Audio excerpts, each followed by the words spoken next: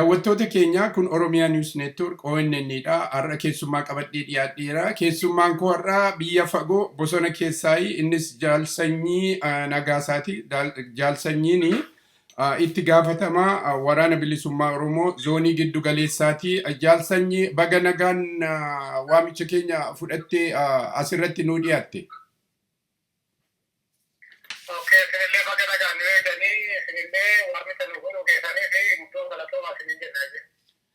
Gaamee yeroon qabdu ati bilbilli si jalaa cituu danda'a. Maalirra jirtu amma? Waraanni zoonii giddu galeessaa maal keessa jirtu?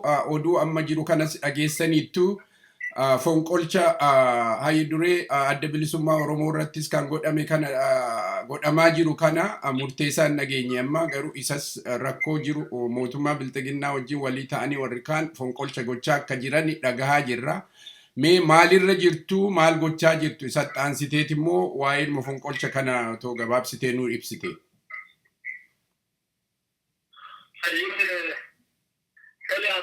Gabaabumatti inni tokko waan keessa jiru jireenya keenyaa tokko irraa dubbachuutu kan barbaada of duuba deebi'ee jechuudha. Waraanni bilisummaa Oromoo zoonii giddu galeessaa akkuma uummanni Oromoo biyya keessaa fi uummanni Oromoo biyya alaas beeku waraanni bilisummaa Oromoo zoonii giddu galeessaa egaa dhaabbatee egaa hundeeffamisaa jiru keessa akka ta'e Oromoon biyya keessaa Oromoon biyya alaas ni beeka. Egaa hundeeffamee waraanni bilisummaa Oromoo zoonii giddu galeessaa chaalenjoota gurguddoo filaatii namni keessa darbuu hin dandeenyetu waraana bilisummaa Oromoo zoonii giddu galeessaa mudatee kanneen chaalenjoota kana lafatti gargar qoodee dubbachuutti kan barbaada.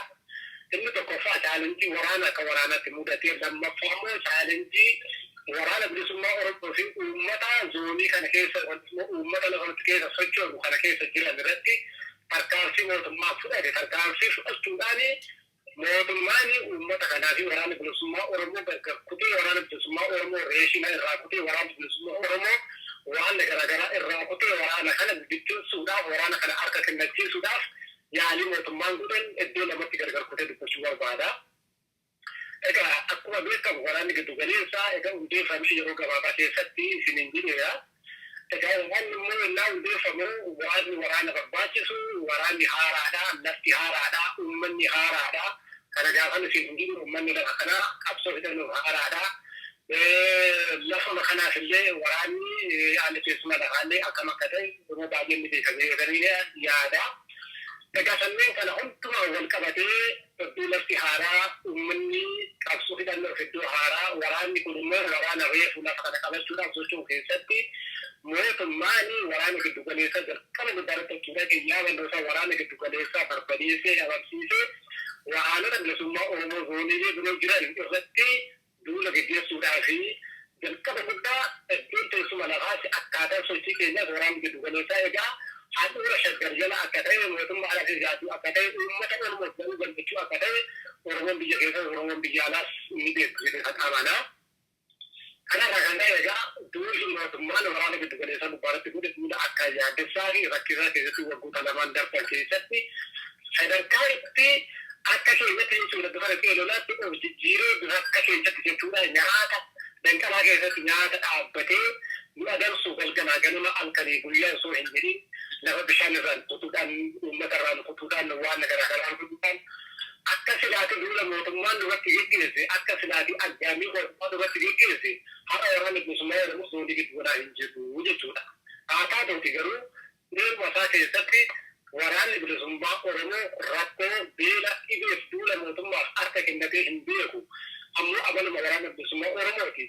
Sanaan wal qabate gara waraanni bilisummaa Oromoo zoonii giddu galeessaa rakkoo duula dhibee fi wantoota jiran hundaaf osoo harka hin kennateen akkaataa jiru sanaa fi akkaataa silaati duula mootummaa sana gubbaa dhaabbatee duula mootummaa sana hunda ofirraa qolatee rakkoo fi wantoota jiru sana hunda dandamatee har'a kan yeroo kamii caalaa waraanni bilisummaa zoonii giddu galeessaa of ijaaree sadarkaa amansiisaa fi sadarkaa uummanni Oromoo har'a isaa wal gubbaa jira jechuudha.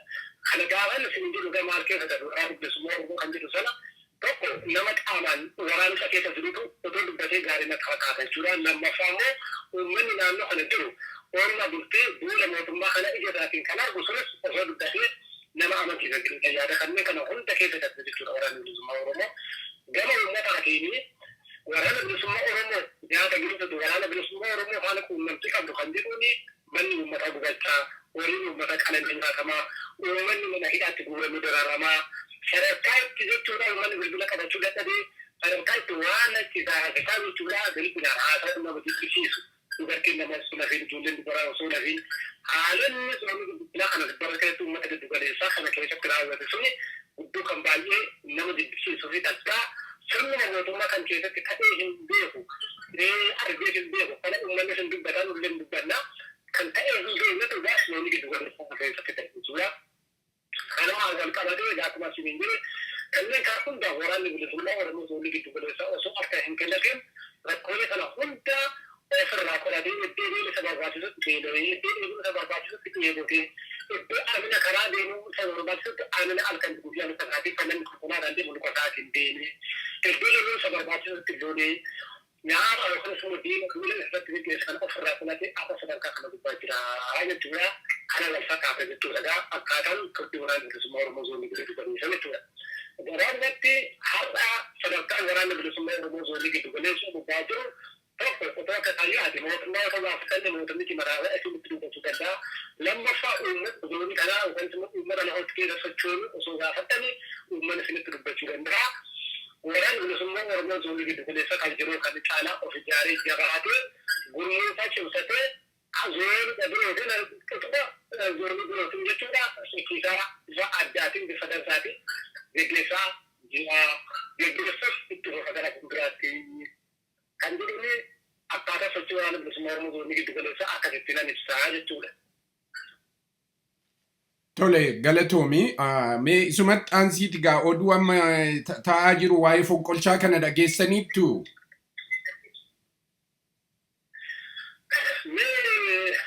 Kan fonqolchaa kana dhageenye irraa kana akkuma ooluu fi waanuma sooshaal miidiyaa guddaarra dhageenye gaa waa fonqolchaa kana irratti uumaa waan dubbatu guddoo dubbachuu barbaadu.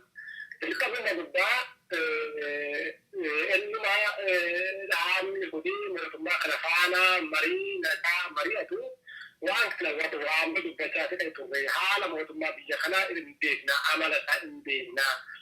Kanaafiyyuu amalli mootummaa kana maal akka ta'e argaa turre haa ta'u garuuti namoonni baay'een isaanii kana nu dhaggeeffachuu hin dandeenye sarbeen ilaale ideen kuni furama maal kan jedhu sanaan egaa namoonni hundiyyuu waan qaban guurratanii gara biyyaatti baca'uu turee dhufee firiiduma sana har'a argaa jiran kana dabalatan guddaa kaa'amee dubbataa ture amala mootummaa kanaa. Mootummaan kun sirnuma amala mataa sana keessatti sirna ta'an sun baroota darban mootummaa kana keessatti dhalanne guddate jechuudha. Baroota darban haawwatoleen kuntoota gubbaarratti shoora yookaan suqoo waan inni dalagaa ture quba qabna argaa turre. Akkasumas ni kaasuu waan danda'an sagaatan turre paartii koongireesa uummata Oromoo Dr. Mararaa Fayin kan hoogganamu akkamitti diige uummasii guddaa Dr. Mararaa akkaataa dhaaba yookaan immoo jarmiyaa sana fuudhanii kan irraa kennan warreen dhaaba sana diigan warreen sadiidhaaf warreen gara additaman kan irra kulammaa kan akka taakkalee laafaa kunii kan akka tajaajila kunii kan akka taa'ee taasisee kanneen jiran hundumti isaanii dhiiganii dhugan guddaa Dr. Mararaa harka dhaaba fuudhamee fudhatee sirriitti kennan kan kana godhee mootummaa sana callaa miti dhaabu boqonnoo moora Ayeshaa ta'ee jijjiirama kun akkamitti akka diigan kana amala mootummaa kana bareechinee beeknaa ergina banneeti kanarraa takkee mootummaa kana faana karaa nagaa dubbatanii karaa nagaa dorgomanii karaa nagaa aangoo qabu gonkuma hin danda'amu hin yaadamu gosoota jalqabuma gubbaa gaafa nuti dubbachaa ture namoonni baay'een isaanii hubannaa rakkoo hubannaa ta'e qabdalchii maalii abaloota garaagaraa nutti maxxansaa turan jechuudha. Har'a firiin argamaa jiru firiin ilaalamaa jiru isuma kanatu mul'achaa jira. Kanaaf egaa waabsoota kana ammatti bareechee waan gadhate hin qabu waan akka dansaatti gargaarsee hin qabu sadarkaa oduutti sooshaal miidiyaa irraa waanuma argattee namni feesbuukii irratti olii gadi oofu amma gadaa kanatti sodaan kiyyaa waan inni dubbachuu danda'u jala sararee waan dubbachuu danda'u gama nagaatiin paartii mormituu ta'anii biyya kana keessatti sagantaa ofii uummata ofiitti ibsatanii uummataaf filatamanii aangootti galan gokkuma akka hin danda'amne ta'uu akka hin dandeenye dubbachuun barbaade gabaabuma isaa gabaasu. Tole galatoomii hangaafattu jira namni biraas laayinii irra jira si gaafachuufi. Galatoomii jaarsanyi hirkoon jedhama gaaffii ani siif qabu haala keessa jirtanii fi haala sochii keessanii bareedinaan lafa gooteetta. Mee maal nuun jetta warra biyya alaa jiru kanaan warra fagoo isinirraa jiru kanaan akkamitti yoo isin dhaqqaban akkamitti yoo isin gargaaran mee maal yoo godhan ergaa qabdaaf gabaabaan mati. Oke, untuk banyak perbedaan berbeda. Aku menjadi mudah soci hari agama berarti agama sana kisah akan kita dari bisa jadi sana sini sira bisa kana tihansi agama sana bela babu kandan dini dulu berarti dulu sana dan dia bercukan dan dini umat orang di ambajiran kanena kekisan itu rakut diri untuk kita dari kanas asman galata gutta umat orang bijoda ambajiran ini segala sumber baru itu kamali jadi saya umat orang bijoda ambajiran umat orang bijoda itu saya kalau terus dari galuda dari untuk hidati maka ada gatotati maka asrati maka amali itu umumnya kalau galuda itu dekat terhadap mutumani akkata kanatin arkakan nacisan untuk si fasfakas itu agama kan kinsa kamuan itu umat orang bijoda ambajiran karena dalam mikiran bersumma ada nasi menjadi asman betul. Agar bersumma ada itu berhentak. Amalnya aku majibkan abse agami muhimman agama di sana dan dalam negara ni sini itu amal agami itu justru menjadi agami ini macam. Amal ini itu macam itu dalam sejarah. Abse Kenya ini bukan abse Kenya ini naik itu masih ini agak terlalu fundura Kenya sejarah. Karena ada mulai kan juga kami cara mulai kan berbicara Cekan, Ipsan, Murad, Kapsokan itu fundasi. Urut wada kaya arafan negara fundasi itu saja. Aku berkata di sini itu sudah gumata armandura gumata cana, Yusuf muda abatan, Yusuf muda besitan, Yusuf muda besitan. Udah sudah sudah kanan kalau tu lukisan kena isi ni itu, lukisan kena isi ni, apa kena isi ni, aku ni kena isi ni, apa yang dia kena isi ni. Yusuf muda beratan, Yusuf muda beratan. Mungkin jalan, yang sendiri injil, mungkin jalan sendiri. Karena umat orang yang ambajiran, injil sudah injil, tidak ala injil. Yang dan biasanya kapsul orang yang jurus sarjana, hama sih sesente. Umat orang yang jurus jenisnya, hama jurus akan kena rakyat sesene. Umat orang yang jurus, ada kisah sadaka itu sesene. Karena kisah itu ini dijual ambajiran pun kan jurus kami cala, kan demi cala. Gununatani arkadan kapatani tika muda wasdat maksidani warana bin semua orang muda kadatan kana semut kita amanna kana mu akaguran amantas merakamna kana semut kita amanna sudah sama kerjanya. Galatoome jaalsanyi kanarratti amma gaa uummanni gidduu kana keessattuu waa'ee fonqolchaa kanaan wal qabateetiin abaa'oon kana booddee biyya keessa hin jiru uummanni Oromoo waboo irratti hundaa'ee waboodhaan bilisa nu baasu jedhu kanarratti qophii maal gochuudhaaf qophooftaniittu yeroon ishii gabaabduu yoo taatellee kanaan dura jaalmarroonis hoggaa dubbatu itti gaafatamaa qabna itti gaafatamaan keenya jaalgollichaadha. Jedheeraa hammam walitti dubbattu hammamis qophooftaniittu isin amma abaa'oon inni maqaadhumaa biyya keessa jiru sun amma immoo already mootummaan take overii godheera fakkaata isinoo hammam qophaa'aa jirtu maal gootus gara fuuldura.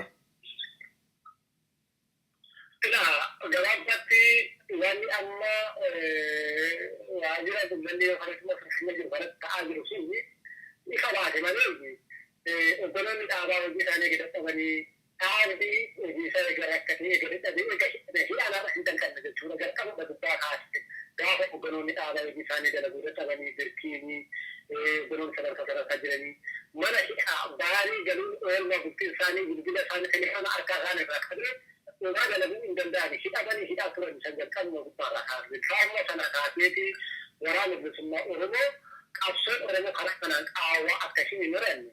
Absurd adalah dua kana kaje dia ada jadi kana ragu tapi terkait dengan dia sendiri absurd dan mati sudah aja orang itu semua orang nafsi aja orang kisah selesai orang orang itu semua orang ini orang akan boleh ini marro dapat kerja sudah orang namanya kita ini sudah tahu ni أنا جا أبدلوا تخناني أبدلوا مدر كذا دعوات جتورا بالفنوتا نفسي سنة تكون الحب في الدنيا هذا عبادتي ولكن يعني بفنوجو قدام كتبك أبدلوا في الفيلم تعالي أبدلوا المتون تأيني أبدلوا توران بالسماء أرمو زوني بتاعي أبدلوا لا رأي بفنوجو قدام وثمان أقدامي بفكرني في راكمل دون بيجي ساعة بيجي على تتبت دولة وران بالسماء أرمو كابسو كندتي وقنا إنسان تعاون فنتي وقنا ورانا بالسماء ورنا زوني رتاعي وقناني إن بفنوني ركنا على فبتورا أنا ري فنتي أما نعم ذكر قلنا إنسان تعاجر خلاص قلنا إنك بتورا ما قلنا قلنا ديرك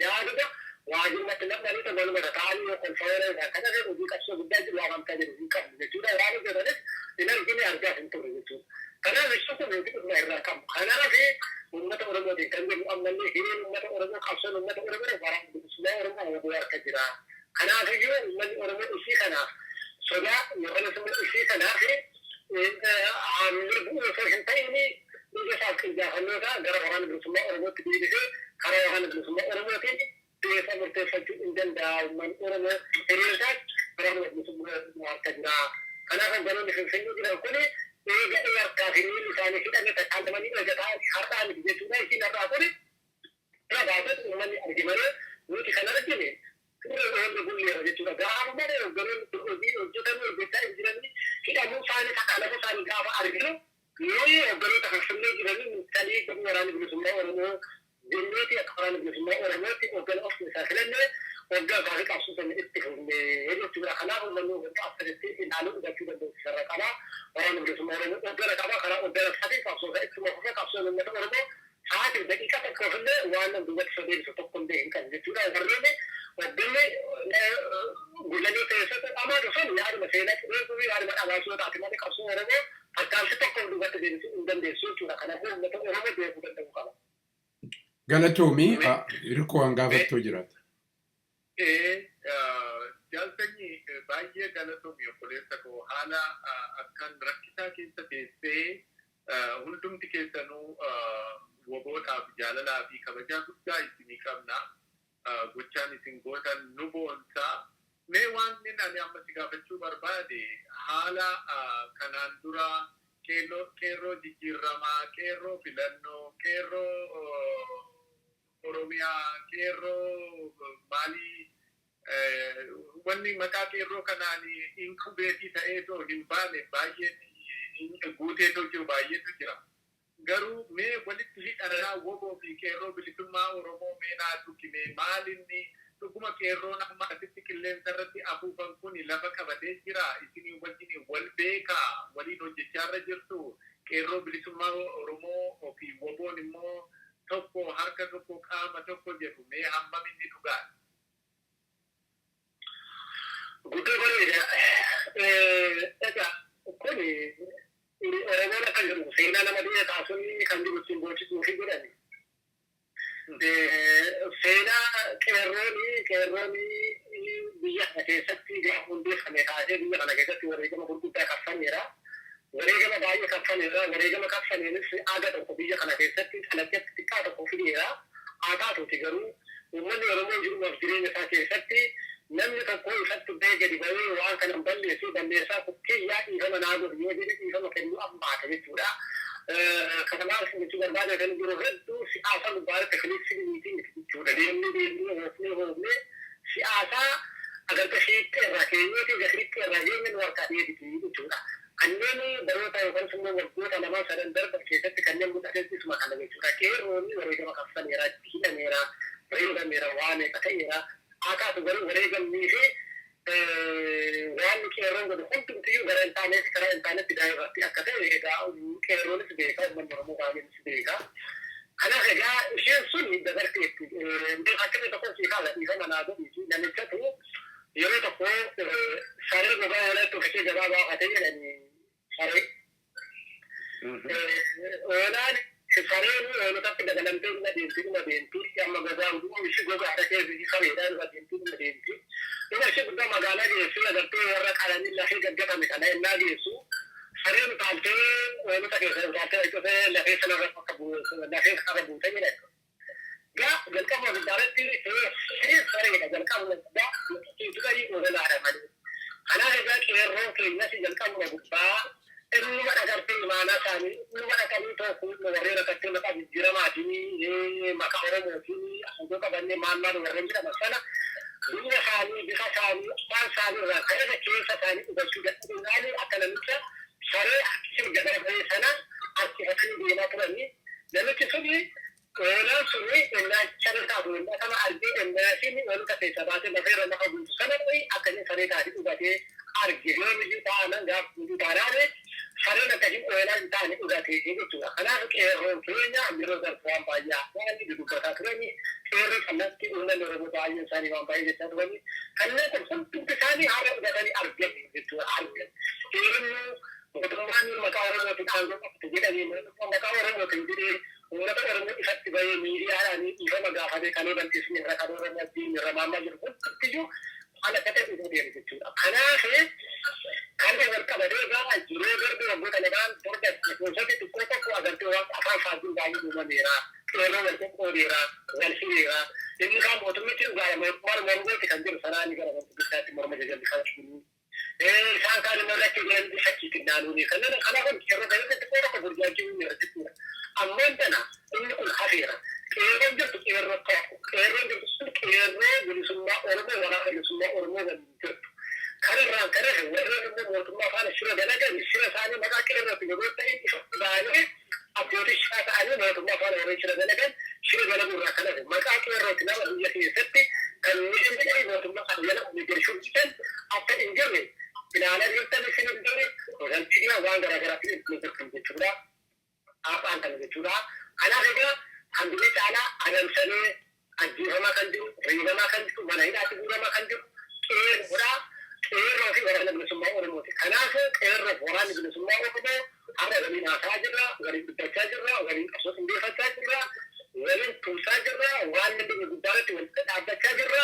Kanaaf egaa haqaan tana duus mootummaan qeerroo irratti gaggeessaa jirutu qeerroo boqonnaa dhoowwee qeerroo gaagala dhoowwee egaa xiqqoo tokko humni qeerroo sun akka duratti ta'uu didu malee qeerroon har'a waraana bilisummaa Oromoo waliin akka jiru ifatti mul'ataadha jechaadha. Fulbiraafillee waraana bilisummaa Oromoo jira. Kanaaf qeerroo waliin dubbataa jirra, waliin qindeessaa jirra, waliin hojjechaa jirra. Isa kana akkaataa kanaatiin hariiroo qeerroo fi waraana bilisummaa Oromoo itti darbuu barbaada jechuudha.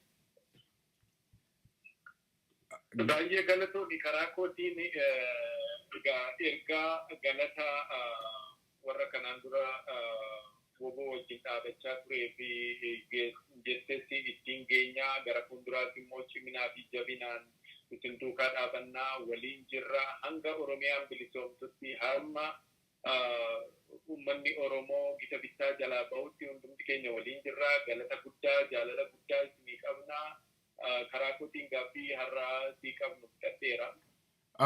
Jaalsanyii dhumarratti ergaa yoo qabaatte uummata Oromoo keessattuu uummata Oromoo biyya alaa jiruuf waan jettu jiraate akkanumas biyya keessaa warra nu dhaggeeffatuuf ergaa. Ergaa biroo waan inni haaraas jiru hin jiru. Gabaabumatti uummata Oromootiin waan kana ni jiru. Egaa waan biyya keessa deemaa jiru haala uummanni Oromoo keessa jiru madaa godaannisa keessa keenya jiru. Guyyaa guyyaadhaan akkamitti akka madoofne godaannisa baannee deemnu hundumtiyyuu hin argaadhaa jirra. Waliin waa hunda keessa darbaa jirra. Kana keessa bahuu kan dandeenyu rakkoolee akka kana keessa bahuu kan dandeenyu Oromoo yoo wal bira dhaabbate yoo wal qabate beekti biyya addunyaa kana gubbaarratti sabni tokko kabajaa kan qabu sabni tokko ulfina kan qabu yoo loltuu qabaate. Sabni biyya kamii jechuudha sabni biyya kamii kabaja kan qabu ulfina kan qabu baay'ina uummataa miti. Loltuu yoo qabaate hidhannoo yoo qabaate kanaaf uummata Oromoo biyyoota ambaa jirtan biyya alaa jirtan biyya bilisoome keessa jirtan uummanni keessan biyya keessatti waan ta'aa akka jiru wanti akka waliin jiru argaa jirtan salphina uummata keessanii ilaalaa jirtan kanaaf uummata kana salphina keessaa baasuudhaaf uummanni kun loltuu haa qabaatu kanaafiyyuu qeerroo biyya keessaa hidhachiisaa lolchiisaa kanaafuu ammallee irra deddeebiin kanan isiniin jiru nyaata mul'atti lafa dhaabtan tokkotti beeffadhaa nyaata mul'atti yoo sadii nyaattan namatti beeffadhaa uffata tokkitti mana sadi jijjiirra yoo qabaatan uffata baay'ee isaati mee sammuu keessan guutu gara uummata Oromoo gadhiiree uummata Oromoo Oromiyaatti beeffadhaa fi uummata Oromoo salphina keessa aadaa fi walii waan taanu haa taanu kan namni dhaama jechuudha kanaafuu akkami أمبارح جل تدبت وبيكو وهم دليل تعالى بيت تميل تعالى أبد تمشي أسد يخلص أسد من الدنيا خنجا وأفريقيا جداد بس ألوان من الفلوس كتام وان تسمين وان من المطور مبيت أمبارح تنجيل ومن أرمى خرجا ورتشة من الناس أتريه المقامات الله أنا في جو من أرمى شيء ساهرين قبل الحجة ناتي بالبساتي ولا ساتي كرادر ما بيجي بنجو كيساتي من أرمى شيء كيرن أرمى إذا بكتب أبطال الحارة إلى كيرن أرمى قبيائي تقدر تبتكر أمي قدرت تكمل أمي طبعا من كيرن بيفكر تبتكر أنا قدرت تكمل قدرت تقول هنا شيء من جنبي في الأولاني يقول كان هم هنا شيء من جنبي أنا ويتجمع كينيا لين جسمي دوستي سو من جنبي شنو ممكن يروح يأكل إذا مثلا مثلا كلا كيسة بعد هم كلا كيسة آبان بيت تبع برا كيسة آبان وكان من في كده عم بتاع من مثلا كده عم بتاع كانوا مثلا أرمى أرجعتوا مثلا سمو مثلا مثلا من جنبي فني ناقة عشان يميرا Galatoomii jaalsanyii nagaasaa ajaja woboo zoonii giddu galeessaa yeroo biraas itti deebinaa yeroo gaarii isiniif haa ta'u nagaatti. أيه يمكن إنه بدو بلا تام